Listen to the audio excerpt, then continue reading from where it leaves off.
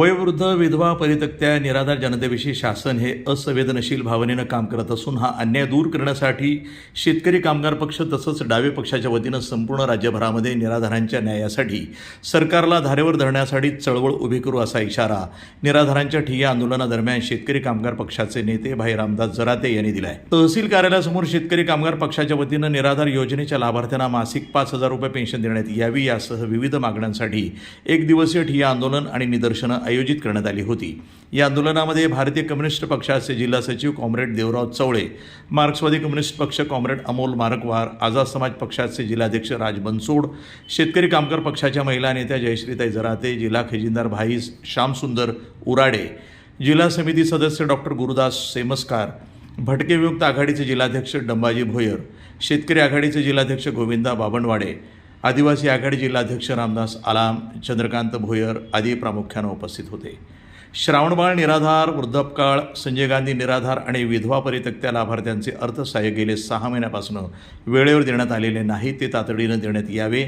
हजारो लाभार्थी पात्र असूनही या योजनांचा लाभही मिळाला नाही, त्यांना योजनेचा तातडीनं लाभ देण्यात यावा।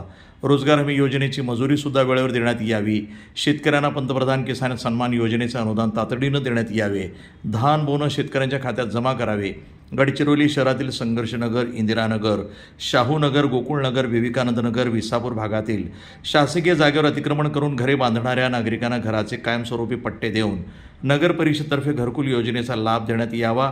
या आणि अशा विविध मागण्यांचा यामध्ये समावेश होता। सदर ठिय्या आंदोलनाच्या ठिकाणी येऊन नायब तहसीलदार हलमारे यांनी मागण्यांचं निवेदन स्वीकारलं। या आंदोलनामध्ये शेतकरी कामगार पक्षाचे पदाधिकारी योगाजी चापले, देवेंद्र भोयर, भास्कर ठाकरे, विलास भोयर, महागू पिपरे, छाया भोयर, रजनी खैरे, संगीता चांदेकर, आझादचे पदाधिकारी सतीश दुर्गमवार यांच्यासह शेकडो निराधार महिला या आंदोलनामध्ये सहभागी झाल्या होत्या।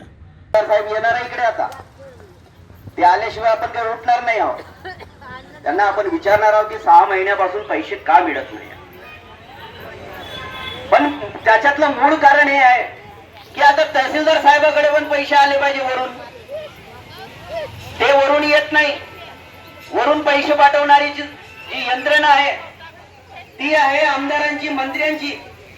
हे मंत्र्यांना वगैरे, या आमदारांना वगैरे ह्या पैशाशी, तुमच्या अडीअडचणीशी काही देणं घेणं नाही। यांना हायवे बांधायचे आहेत, यांना पुलं बांधायची आहेत, यांना नाला बांधायचे आहेत, कारण रस्ते, नाल्या, पुलं बांधतील तर त्याच्या कामामधून ते कामं विकून त्यांना कमिशन भेटल। प्रतिनिधी भास्कर फरकडे, NTV न्यूज मराठी, गडचिरोली।